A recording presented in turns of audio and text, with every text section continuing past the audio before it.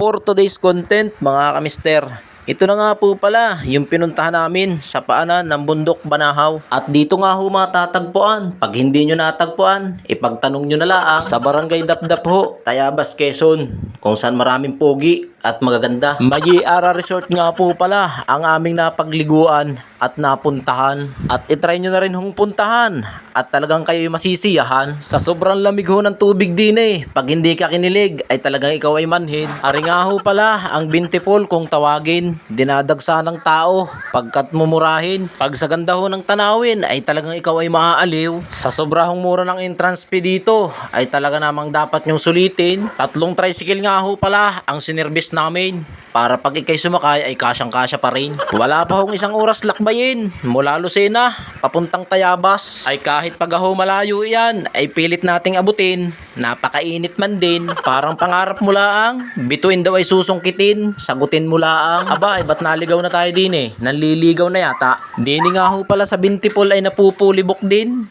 Kaya kailangan daw magpa-reserve para ikaw ay unahin. Vice tanod nga ho pala sa susunod na halalan inyong ibuto. Joke lang.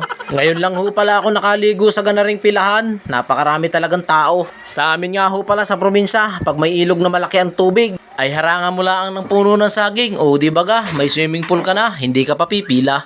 Birthday nga po pala ng aming pamangkin. Kaya kami dito napadpad sa Bintipol kung tawagin. Salamat nga pala ining sa mga handa mong inihain. Sana ikaw ay pagpalain. Ito na ho pala yung loob ng Bintipol kung tawagin. Utay-utay na nating papakita. Sana na may iyong panuuring. Pasensya na nga ho pala sa camera dahil hindi ganun kaganda. Pwede ka rin hong kumanta. Basta marami kang 5. Hindi naman ho tayo pwedeng mangutang din eh. Dahil tayo bisita. Shoutout nga po pala sa mga nakuna ng video. Kahit hindi ganun kaganda, sana'y masayahan ka. Ito ho yung time na wala pang maraming naliligo din eh. Dahil hindi pa ganun kainit. Pagdating ng hapon ay talagang dagsan at napakarami. Ay ganda ng tanawin. Parang mata mong nagniningning.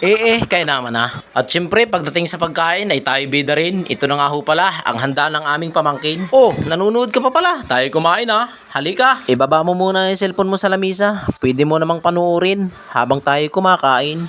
Kaldereta nga po pala para sa pag-ibig mong walang panlasa. At pakwa naman ho ang kailangan sa relasyon yung natutuyuan ng pagmamahal. Ang kasabihan ho sa amin sa handaan, ang sabi kumain na kayo at bukas ay may bayad na ho yan. Aba, at kumanta na rin ang aming pamangkin. Wala mang lang naghagis kahit marian duling. Kukwento ko na rin ho mga kamister, ang cottage dito ay merong 500, merong 300. Ang entrance naman ho ay 20 pesos per head. Mula 1 taon pataas may bayad ho. Ano pang iniintay mo? Isama mo ng pamilya mo at maglangoy ka na sa Bintipol kung tawagin dito sa Barangay Dapdap, Tayabas, Quezon. Ipapakita ko na rin ho sa inyo ang parkingan din sa labas kung gaano karami talaga ang tao. Ito ho yung nagpapatunay talagang dinadayo ang lugar dito sa Tayabas. Marami nga ho palang pagpipili ang mga resort dito. Kayo na lang ho ang magde-decide kung saan nyo gusto. Ayon ho dun sa nakausap naming iba, ay pwede daw ho kayo magpa-reserve para naman kayo mauna. Hindi ko lang ho alam kung magkano dagdag sa bayad. Aba, ay tingnan nyo naman ang tubig pag sa lamig. Kaso nga lang, pag sa raming naliligo, ay labo na. Ito nga ho pala ay running water. Ayon dun sa staff na napagtanungan namin. Abay maganda nga ho. At galing sa bundok Banahaw. Talaga ang malamig na tubig. Dadalwa lang ho ang swimming pool. Siyempre sa bata at saka sa matanda. Pag nga pala ikaw ay maliligo din eh, ay doon ka sa pambata. Bakit? Bata kita eh. Aro. Paano baga? Naandyan ka pa baga? Medyo tatapusin ko na ho ang video. Napapahaba-haba na. Maraming salamat nga ho pala sa inyong suporta. Kahit kalukuhan ho ang aking pinagsasabi sa voice over, ay ikaw ay aking napapasaya. Siya. Hanggang dito na lang. Maraming salamat ulit sa suporta. Mag-comment ka naman dyan. Salamat sa iyo. Bye-bye.